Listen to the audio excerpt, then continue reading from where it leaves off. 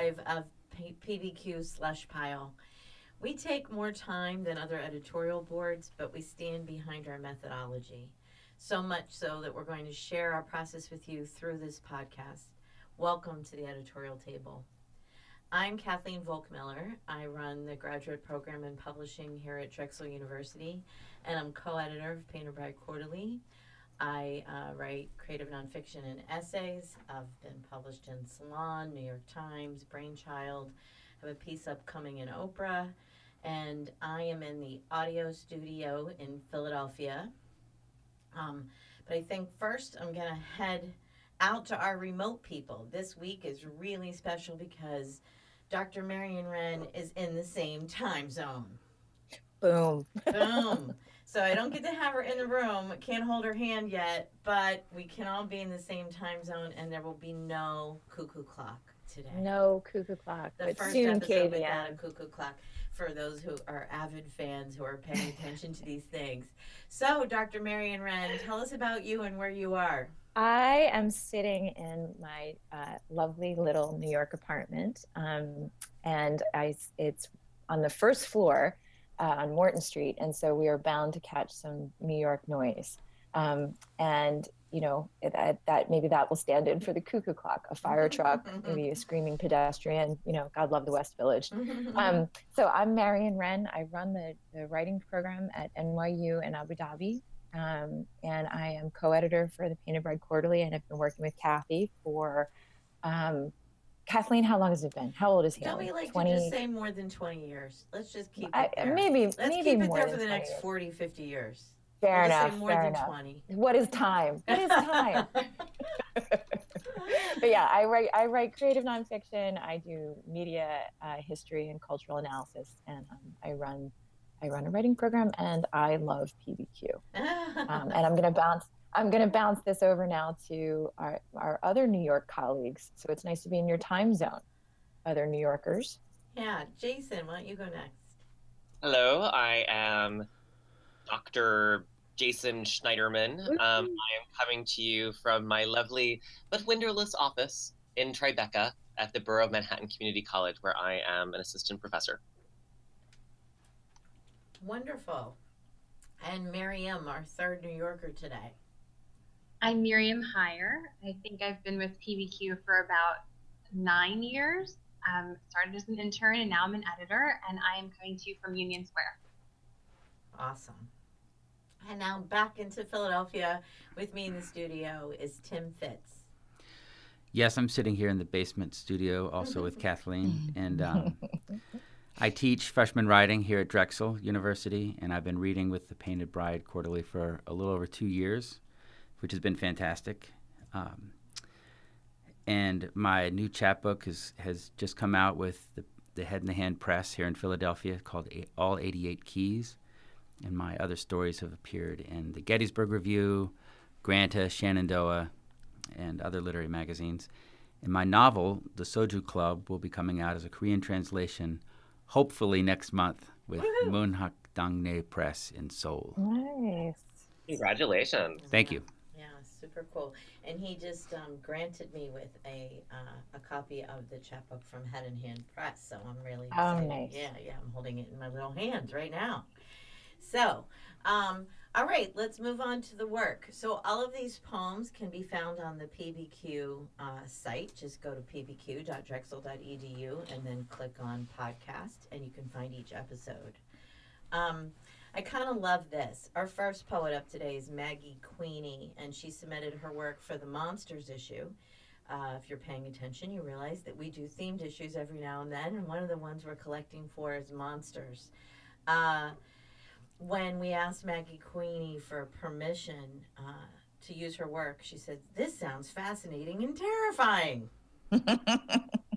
which I just love. Don't you guys love that? That's the T-shirt. That should be our tagline, PBQ Slush Pile. Fascinating and terrifying. So we have 3 poems by her. And who would like to go first? Who would like to read the first one? I'll read it. All right. Okay, so this is called Last Case on the Murder Task Force.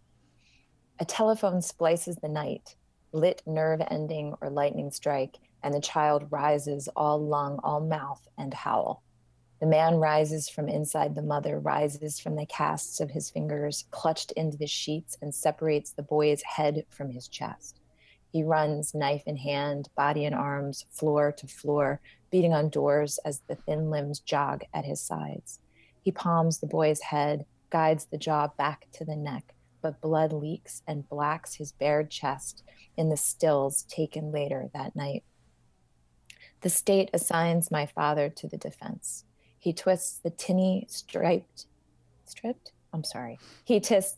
twists the tinny stripped facts into a cast outlining a life. He tells the jury, holy mackerel. Sorry, I just scrolled down and missed it. Okay, party foul. I'm reading these on my computer screen so I don't shuffle paper, and that gets caught in the sound of this, and I'm just on the complete wrong screen. Hold on a minute. All right, ladies and gentlemen, official do-over. Last case on the murder task force.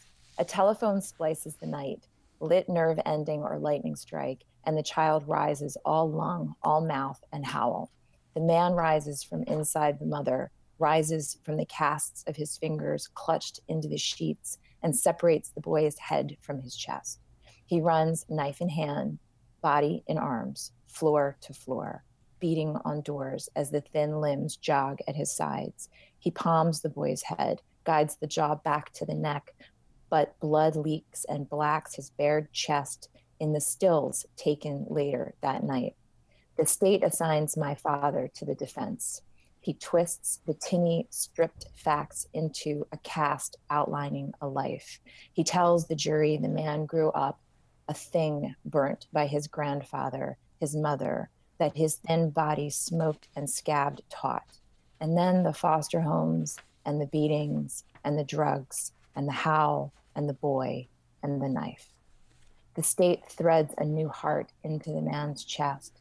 He is kept living. He is sentenced to death. Nights on trial, my father walks the floor with my infant brother, crouped up and wailing the mucus out of his lungs, his mouth with a howl. My mother sleeps, buried tight as a drawered knife, gleaming through what beauty her children had left. Thank you. Thank you. Wow, that's a poem. It works really well for the monsters issue. Yep.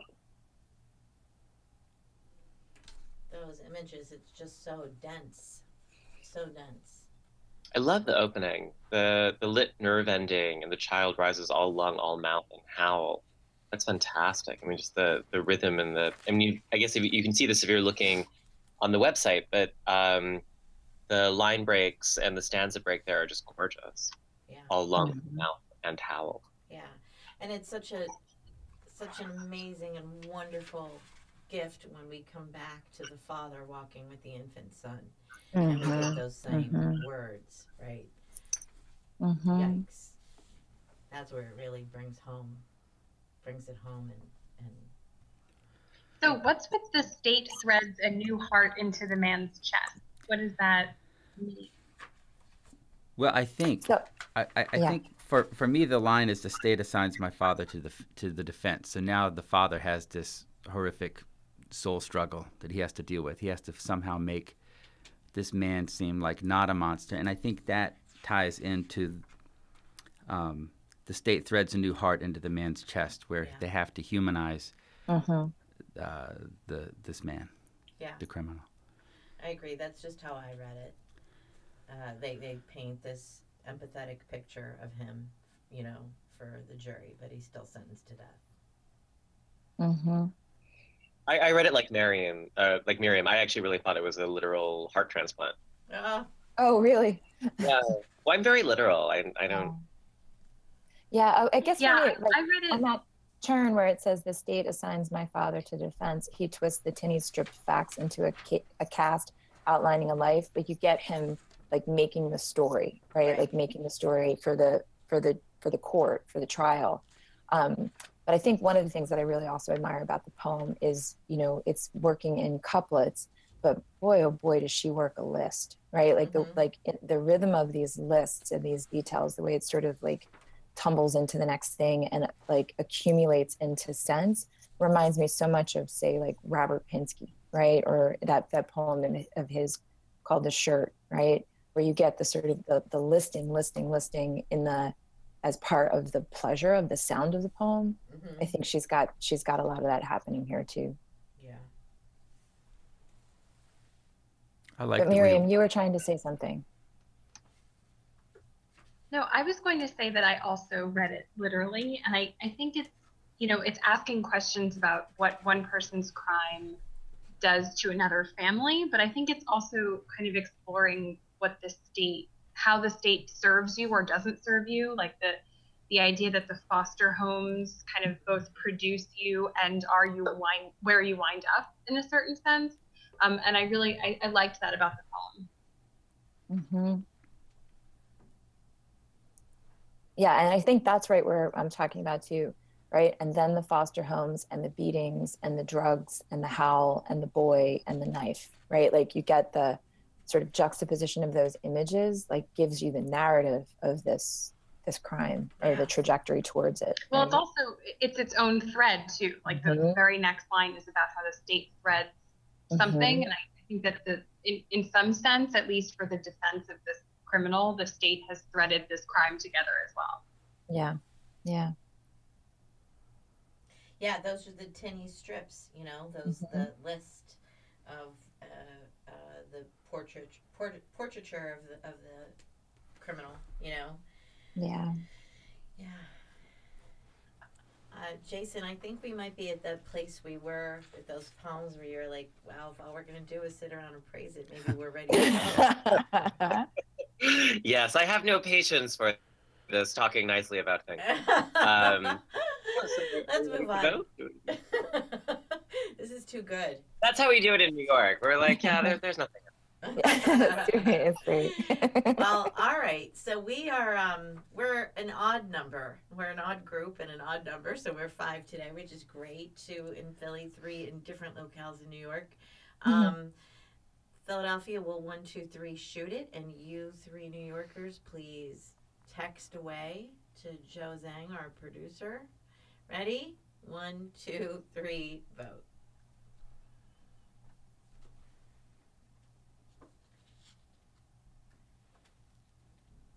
Okay, so it's unanimous.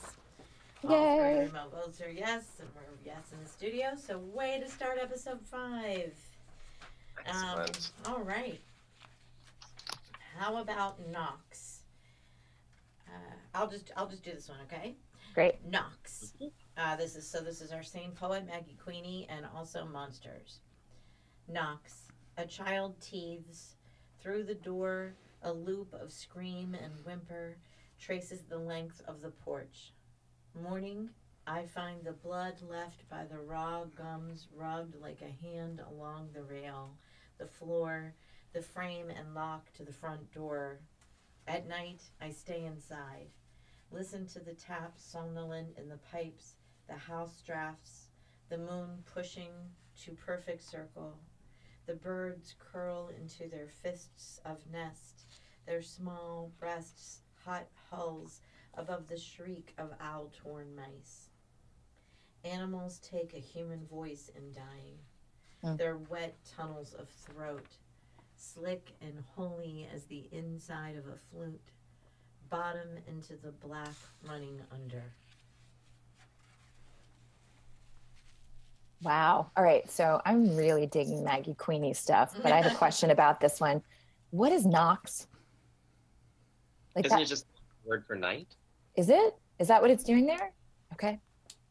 I was like, is that nitrous oxide? Like, what is Knox?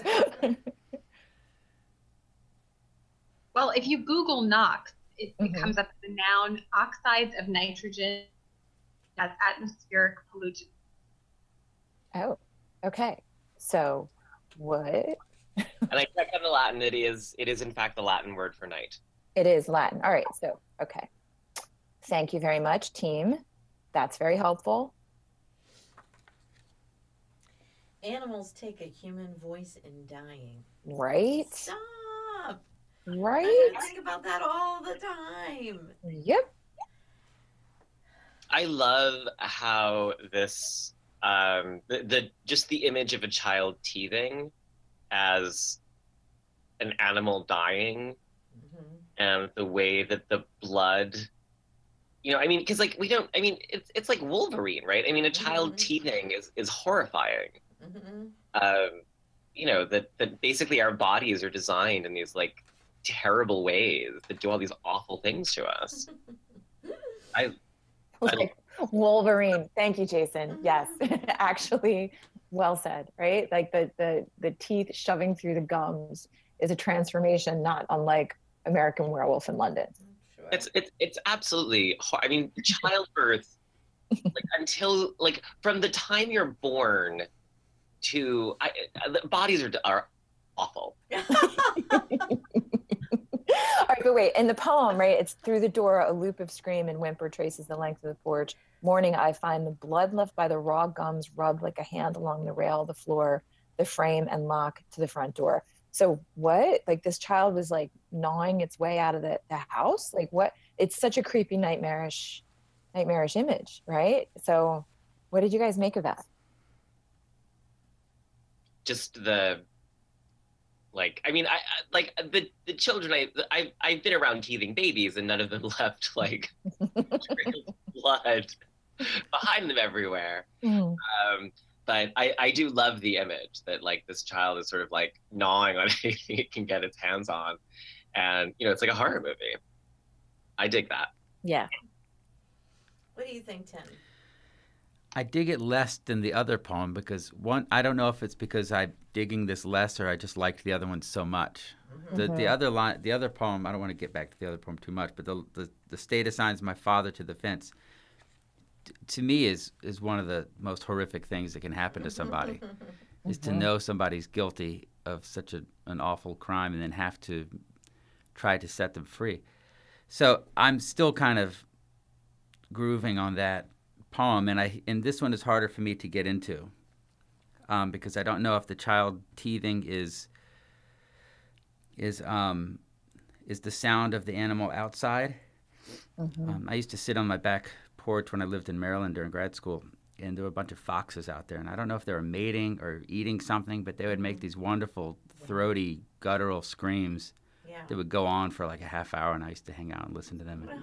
I don't know if something was dying or something was being created, but it was just such a fascinating sound that I can, when you have a teething child, I mean, it does bring up those sort of images, and I'm a little confused as to whether the poet is describing a sound and comparing it to a child teething or comparing the child teething to the sound of the animal. Well, so I'm getting a little hard time being grounded in it like the other poem. I think it's B. I think the child teething is like the animals dying outside. And I think it's possible that blood could be, I mean, we do have owl-torn mice. Yeah. And I've certainly found animal bodies in my yard and porch from both, cats and other things. And so, well, I was thinking that there's a child teething inside the house that's making such an animalistic kind of scream and howl that the animals outside are trying to like get inside to their kin type thing. Like when I was thinking of like the blood along the lock, to me it was the lock on the outside of the door, not the inside of the door. And I think that's it's interesting. I don't know if the poem is doing this or if I'm doing this, but the animals take a human voice in dying. I'm very interested in the like possible connection between just a transformation into a new stage of life, like a time when you have teeth, and the relationship between like a death of a previous stage or something. I guess the image of the animals dying, making these sounds, bothers me a little bit because I think they make more of these sounds while they're mating and not dying. I think, don't they just crawl off and like crawl under a log and die? I don't know if they make. How you die. Yeah, I guess it depends on if you're. How you die. Yeah, if you're in the throes of a fox or a wolf, you're gonna maybe make these sounds. Then you're gonna scream. So. Right. But For me, it's more the image system that the wildness that inhabits the toddler is the same wildness that inhabits the outside. Yeah. Yeah. Yeah.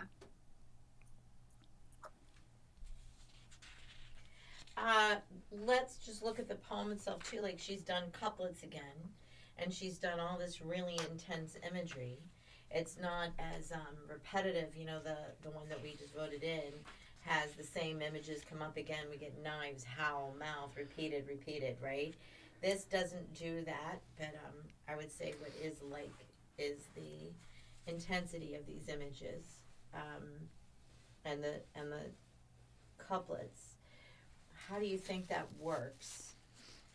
The couplet form for this one, being that it's not a list as much as the last one. So when we're looking at poems as like a selection, I always want to be careful never to kind of hold one poet's well-written poem against them. Mm-hmm. You know, it's like, oh, well, that one was better than this one. But I think the question is really more like, how do they work together? Yeah. And I think that the couplet form and the sort of like family history against the kind of like moment in child rearing actually work really well together. Like, I think they actually kind of create a nice friction where they're kind of working. It's a similar style and similar themes, but then the scope is different enough that they kind of resonate rather than fight. Yeah. You know what, Jason, though, I jump in on that first thing that you said too, like how that challenge of reading the poems discreetly, like just taking a batch from a single author, but taking each poem one at a time. And then through the editorial process, like the fact that this batch has been read multiple times, these are the 3 poems that have risen to the surface, right? And so it's such a trick of the mind, right? It's a real challenge to think of them separately and not necessarily see how the image systems cross the poems, or how, like, the fact, how is it that one's doing it better than another, say, is certainly a question. But also, like, okay, if we take multiple poems and showcase this poet in the magazine, well, which of them are the best, and what does that look like, and how do you make a determination based on that? Like, that always sticks with me, and it ties directly to this conversation. Like, should we read them all and then decide, or read them one by one, and how does that impact our decision-making process? Yeah. I mean, in New York, we always err on the side of generosity to the poet. So you're like, if we have a batch and we know that there's one that we really, really want, then we'll often like look at the rest of it before we kind of make that big decision. Mm-hmm. But thinking like, oh, we're not 100% sure, and we kind of want to. I mean, we'll do whatever we think is going to give the most generous reading to the author. Yeah, yeah. You know what I'm finding interesting about this conversation is that sometimes I think we, and I mean all of PBQ, sometimes we pick 2 things from one poet because they're so different from one another. And what we talk about is, wow, won't these look great next to each other because there's such a juxtaposition, right? They're so different. And in this particular case, we're saying, look at how nicely they complement one another. So that's kind of interesting.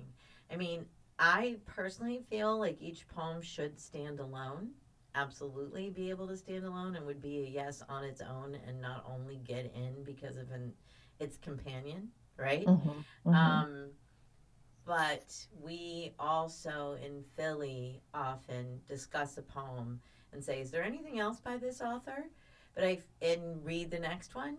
But I feel that we don't do that when it's a yes for sure on number 1. What do you think, Tim? Yeah, I agree. And I think there's also sort of an unfair reality for writers that your work is affected by your other work. Mm-hmm. I know when I'm working on stories and I start to retread on material, those are tough decisions to make. Do I want to write a better version of the one that might already be out there, or do I want to explore new material? And I mean, you can get stuck for months kind of just grinding it out on a treadmill. And I think there are a lot of unfair realities for writers, but the idea is that you crank out the best work possible. And if you think of it in terms of like music, there might be a band that you love and you like the first 3 songs and the next 3 you don't. You don't listen to them anyway. You just skip them, or you mix down the first one. the old days, when you listened to a Right. CD or tape, the song that you didn't like at the beginning Yeah. became the song that you liked the best at the end. That I think everyone had that experience, that Yeah. that you really fell in love with the things that were a little harder to get to know at first. Yeah, so I mean, for me, I like the poem. I'm sort of, I think my aesthetic appreciation of the second poem, unfortunately, is a little bit affected by how in love I am of the first one, and I'm trying not to make that interfere with my vote. But it is a little. I wonder. I would be curious to know how I would appreciate the second one if I had read it first. But I love the images of the writer. I mean, I really do.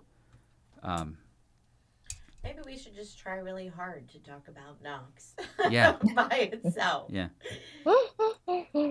Yeah. Well, it's funny though, like, and this is counter to that point, like when Tim was talking about the foxes in his backyard, right? Like I'm already looking at the third of the poems, right? So Maggie Queenie is in this territory, right? Like she's got wolves, she's got howls, she's got whimpers, and she's actually questioning the different sounds, right? Like how what is ecstasy in its different modes? Is it life? Is it death? Right? And so if we focus on Knox, right, I think the poem is much more of a sort of like reflective it's atmospheric in a way. It's an idea that's being contemplated rather than, right, like the contemplation of a narrative, like a story inside the last case on the murder task force. And any poem that gets you back into those moments where you were fascinated by images is doing one of their jobs right. Yeah. Is putting you in that, is transporting you is a really great thing. Yeah. I have a question though. If you guys look at the tail of the poem with me, that the end, animals take a human voice in dying, their wet tunnels of throat, slick and holy as the inside of a flute, bottom into the black running under. I'm baffled by that very last line. I'm not displeased by it, but I'm a little bit like, wait, what? So did anybody have thoughts about that last line, or can you comment on the last line? Mm-hmm. I feel the same way. That kind of pulls me away from the other images. I think it's the dirty current of life. I'm not joking. I think it's the dirty current of life. It's representing the life force not as this kind of, positive, wonderful thing that, but nature read in tooth and claw, this kind of like black sludge of viscera. Doesn't blood turn black too when it dries? I just thought it was the inside of the throat still black running under, because we're just inside the wet tunnels of throat, 2 lines up. Slick, I think if you just take out the slick and holy, if you take out the simile, wet tunnels of throat, bottom into the black running under. I think we're still inside the throat, which would be black. Yeah, I was also thinking to kind of combine Jason's reading and the more anatomical reading. The idea that, like you could go dark or you could bottom into the black, but it's happening at some point lower in the body than in the brain or in the mind. And I really was fascinated by that kind of image of even a metaphorical death, that it's coming from somewhere else rather than like where you go dark in your mind or your consciousness. Yeah. I don't know. I mean, it's impossible to be objective, but I think I'll reveal that I would be a yes on this even without the other one. Like this one standing alone is just compelling to me, and it makes me have all of those thoughts that I talk to students about. Like, do you want to share it with somebody else? Do you want to read it again? Do you want to stay there a while? And my answer to all those things are yes, yes, yes. And do you feel that stomach punch? Sure enough. Sure I do, yeah. So I'm taking it. Well, I don't know. Y'all ready to vote? That might be a great segue to taking a vote on this one and looking at our next one. Obvi, I'm ready. Obvi. rest of all y'all. You ready to vote, guys? I'm ready. All right. Wait, I got to fire up my Ready. my One, devices here. Hold on. two. Wait, hold on. I got to get there. Okay, go ahead. 1, 2, 3, vote. We got 1 Knox, 2 yeses. We have 1 Knox in New York, 1 no in New York, and 2 yeses. And we have 1 yes in Philadelphia and 1 no. Dare to hazard a guess of who's it. We're not going to do that. But Right. the bottom line is it's 3-2, ladies and Wait, gentlemen. I think I got it wrong. He wrote Knox, but then he wrote... And that is how the He's being sausage is funny. made. Well, it's in. It's in. We think one of the New York votes may have been misinterpreted, but it doesn't matter because it's in anyhow. And that's what democracy is all about. Amen. We don't Amen. care, number 4, because 3 say yes. Damn it. Woohoo! All right, so we're That 2 is for 2, funny. a little less unanimous on the second one, but we're still on a roll in episode 5, and we've got one more by Maggie Queenie, and you'll be able to look at it on our page, as we've said, but boy, it looks very different than the others. It's not couplets. Who would like to read Cry Wolf? I want Tim to read it. I think Tim should read it because it's all wolves and foxes and stuff. Okay. Cry wolf. What difference between crying and calling, cursing and summoning, the frantic limbs of a lamb and the bared legs of a boy? What difference between the desire to laugh at the adults running, spades and rakes in hand, and the need to know they would not run at his call? Remember, most do not know the name of what they want, even as they are wanting. The boy incandesces, numb and ecstatic, as it is destroyed. Remember the wolf, drawn only by gut and jaws, insistent as divining rods, heart stilling at its name called, finally between the trees.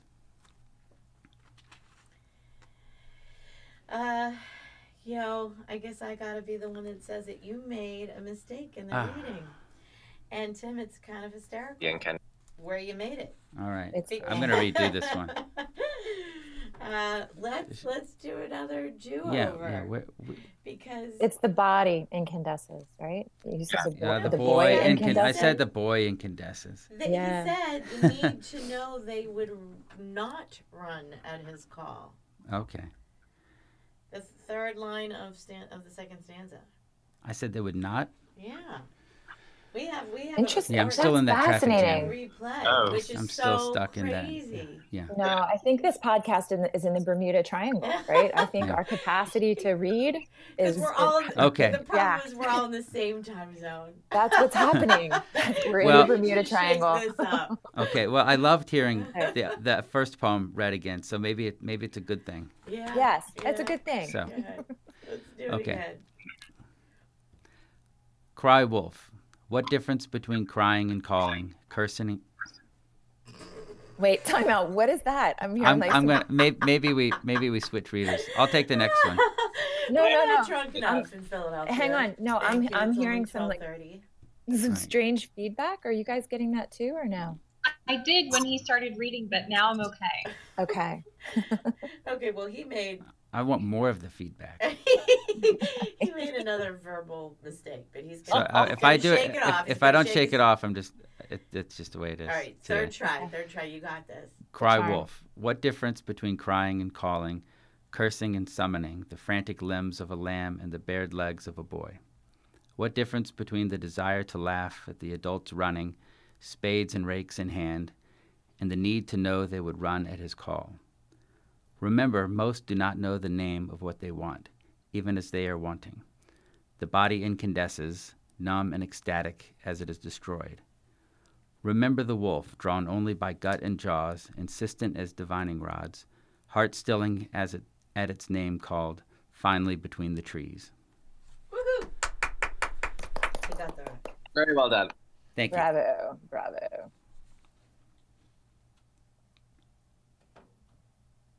I'm going to point out that it is an inverted sonnet with the sestet prior to the octave.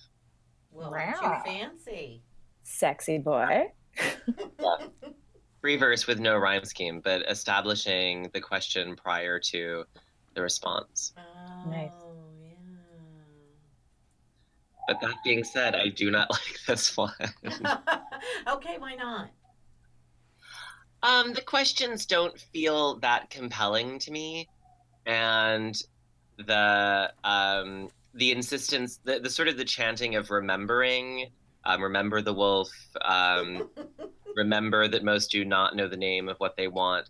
It didn't feel, it felt, there felt to me a distance between the subject and the speaker that wasn't present in the other ones. In the other ones, I really felt like I was right there.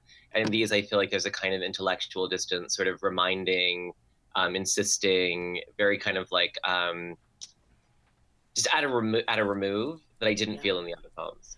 I hear you. Well, I think the remove, I'm going to put this out there. I really like this poem. I think the remove is actually about almost like a fabled story or a folkloric mythic type thing that goes around the town that people talk about.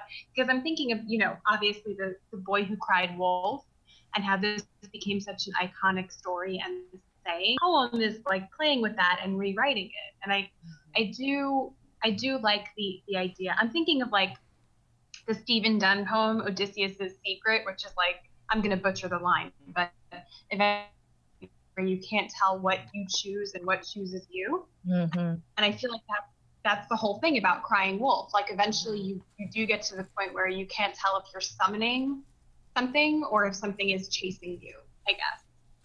Yeah. That's interesting, Miriam, because that recalls, remember most do not know the name of what they want, even as they are wanting, right? That's the same idea that you just expressed from the Dunn poem. Yeah. Yeah.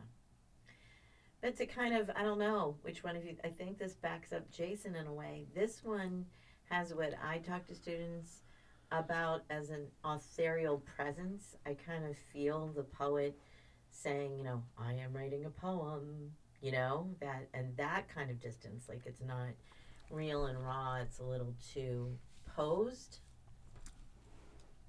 I feel that it's stylized, it's self-consciously stylized in a way that doesn't appeal to me. Mm-hmm. Dr. Wren? I have to tell you, right? Like, it's so interesting to hear you guys talk this through, because there's something about poems that make essayistic moves that I love, right? So and you guys called it the sort of the repetition, like remember, right? And there's sort of like litany of that repetition. And the poem starts with what difference between, right? So it really does like move into a sort of like rational intellectual essaying realm rather than activating some other chakra, right? Like the poetry chakra of the body, the poetry chakra of the heart. This is like the poetry chakra of the mind, right? So that sort of its rhetorical considerations I kind of dig, right? I actually like the questioning and pondering of it, and that creepiness of being in the woods and calling up drama, right, to rally the group. I think that as legends / fables go, like that one's got traction for me, right? So I think I'm digging the rhetorical pose of it. Tim, we haven't heard from you on this one. Well, I agree. I do like this poem. There are a few things that bother me. Like I love the sentiment. What most do not know the name of what they want, even as they are wanting. I don't like the poet telling me that, but I like it enough to not let it bother me too much. I wish the remember wasn't there, but I don't want to be too annoying about it. I mean, I think that's probably my hang-up instead of the poem's hang-up. Or it's not enough of an issue for me to let it bother me too much. Because it's the idea after that sticks. So that's one of the main things that I really like. So if there's something like that in a poem that I'll chew on, I'll chew on for the rest of the day, then I mean, I like it. It gets to a point. It gets to a spot that I'm looking for in a poem. All right. Sounds like we're ready to vote on this one too, right? Agreed. You guys ready? 1, 2, 3, vote. As we wait for New York to come in, I will tell you that in Philadelphia it's split with one no and one yes. One no, two yes. Oh, and there's one no and two yes in New York. So once again, democracy rules 3-2. Curse you, democracy! Yeah. Oh, well, funny. the other thing PBQ is committed to, just keep telling yourself that when the vote doesn't go your way. Because that's what I'm saying right now. But it's all good. So Maggie Queenie, thank you very much. She was 3 for 3. And that's exciting stuff. Yeah, that's going to be a nice anchor in the Monsters issue, I think. Absolutely. I think it's going to be great in that issue. Yeah. Thank you, Maggie Queenie, for letting us discuss you on air. Yeah. Thank you, Maggie Queenie. I hope it was more fascinating than terrifying in the end when she listens to this. We'll have to ask her for that feedback. So the situation is, ladies and gentlemen, we have gone 45 minutes and we have 3 more poems to do, and I'm wondering what you guys think. If we should only do one of those or do 2 of those, or what we should do, because we have 15 minutes. I'm going to let you decide, Dr. Wren, because this batch comes in via Abu Dhabi. And yes, it does, right? So I think my decision would be, if we're going to discuss them, we should discuss all of them. okay. But I don't know if we have the time. So let me just maybe tell the story up front, and it might be that the story is what we discuss, and then make a decision on the poems another go. Yeah. Right? So, Okay. because it raises a bunch of issues about our editorial process, our pace, and the reality of simultaneous submissions, right? So Adam Day sent us a batch of poems, and as they were going through the rounds of commenting and being read by our editors, slowly but surely, poems in the batch were being accepted elsewhere, right? And as one of our editors, read the batch and said yes to a poem, and then another person said yes to a poem, the poems that we loved were being taken by other people. And Adam was, sort of forthright about this and let us know immediately when the poems were being accepted elsewhere, which poems were being accepted. So we were left with several poems that we wound up rejecting of his, right? So there were 2 that we really liked, 3 that we didn't. And so we sent a rejection to him. And form rejection letters, they really don't capture what we're doing, right? Which is identifying the stuff that we like, the ones that we're not willing to publish. Really only the author will only ever see thank you, but no, right? So I sent a side note to Adam and said, look, I'm sorry, we missed out on the 2 poems. Congratulations for getting them placed. We're still looking for work for, unthemed issues, monsters, and locals. Do you have any more that you would want to send us?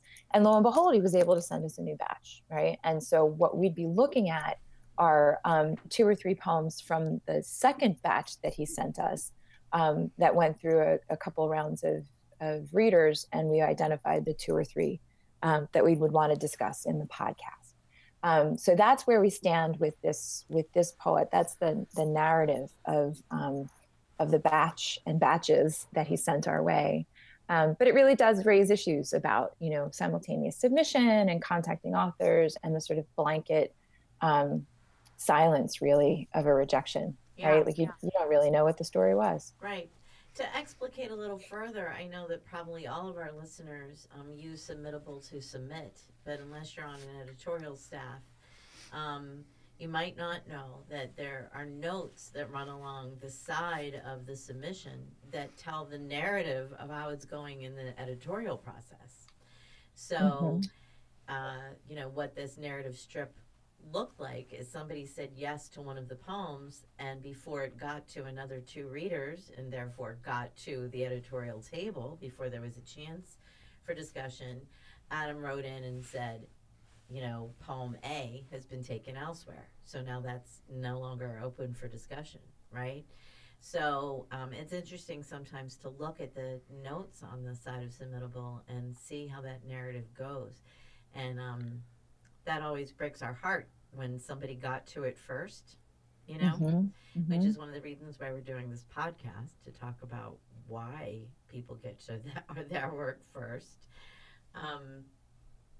So Adam Day really for Marion to take the time to send him a note and say, send us something else, was actually an act of generosity that we don't get a lot of time for most of the time. Yeah. Most of the time, he would have just been rejected on the poems that were left, and that's it, and never known that if they hadn't been accepted elsewhere, they might have been in PPQ. So, and I'm going to place a plug for Adam Day's new book from Saraband, Model of a City in Civil War. It's fantastic. Oh, wow. Oh, great. Great. Well, we'll have to put that up on the podcast page since we're not even talking about his poems. So I guess what are we telling people? That if you get a rejection but some of the work has been pulled out, don't fret. Sometimes when I'm speaking at conferences and to other groups, I tell people, please, when you simultaneously submit, let the folks know, because if anything, you'll get to the top, you'll move faster up the slush pile. Right? Yeah, and I think Adam did everything right in this too, like by letting us know in his cover letter that it was a simultaneous submission, and then being really timely about letting us know when the stuff was grabbed. And I do think about that, Kathy, like would that we had the time, right, to contact the authors for with private notes on the side saying send us more stuff, but we really don't. And when I think back to like what moved me to do this, I think it's because the editorial board in Abu Dhabi had said yes to his poems, and they don't often say yes, right? Like they tend to say maybe, strong maybes, right? Because we're sort of figuring out how to talk to each other about poems in Abu Dhabi, right? And so for them to have said yes, I really wanted to reach out to Adam and just see if there was something else for our discussions. So. Any other comments on this part of the editorial process for our listeners, readers, submitters? No, I mean, I actually hope that in terms of what we're doing here, which is kind of making transparent what is usually opaque, that it actually shows how many possibilities there are within the opacity of the process. Yeah. A lot of times we're only looking for a yes or no, and we don't really think about how multiple those yeses and nos can be, and how they don't always mean what we think they do. And so I really hope that in kind of talking about this, we're actually creating more space for people to kind of think about, or just to feel comfortable inside of the yeses and nos, that like so often they're just interpreted as everyone hates me. Right. And I see that, and I think Facebook has made this a lot more prevalent, that what used to be just kind of, like complaining at the bar or like, moaning with your friends has really become like a very public enterprise of like, oh, no one is supporting me, no one is taking this work, no one is doing this, no one is doing that. And so I really hope that this is kind of a response to that, and that this kind of opens up that space and says that it actually is a far more diverse set of possibilities than one might think. Yeah. Well said. Wonderful. Well said. Yeah.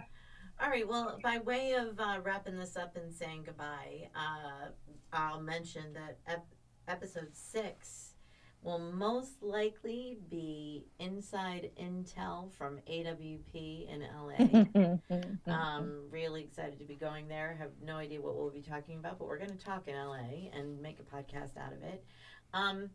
I liken AWP to Disney World, and I do this as a favor to those people who haven't been to many and they're just completely overwhelmed. This is what I try to say. You're not going to make a mistake. That's all there is to it. Whatever you do is going to be good. You can't do it all, so you're not going to make a mistake. It's like a choice between, well, I guess Small World would never be a good choice, but I'm trying, seeing the Beauty and the Beast show and going 20,000 Leagues Under the Sea. It's all good. It's all fine, right? Advent calendar, whichever box you open is going to be filled with something wonderful. There you go. That's better. I love you too. Yeah. So I am prone to more like anxiety and pessimism. So this is why I'm so glad to hang out with you gorgeous people. Because Kathleen's right. Like, like taking a beat and being just grateful, right, for all the opportunities. And as Jason points out, like whatever you decide to go to, it's going to be full of fabulousness. I would advocate drink a lot of water and put your feet up when you can. My actual metaphor is that AWP is like a crystal meth pit. So we're gonna already start revealing. It's gonna take a while to recover, and like Marion said, drink a lot of water. Drink a lot of water. I have to take a picture of Marion when we're in LA. With when she says "put your feet up," ladies and gentlemen, serious. She means up. It's good for your circulation. Just stay tuned for right? episode and 6. And I also want to say too, like your AWP goers, if you have any sort of panic and anxiety and feel alone in the crowd of fabulousness, come and seek us out in the book fair and just stand with us, right? We'll likely have a flask behind the table and water. and drink and water. We'll have a flask and water. So we'd love to know what you think. As always, each episode has its own Facebook event. So comment away. Let us know how we're doing, what you'd like to hear us talk about. Sign up for our email list if you're in the area, and even if you're not. And if you send us a self-addressed stamped envelope, we'll send you a PBQ Podcast Slush Pile sticker. When you see them, they're awesome. So read on. Thank you for listening.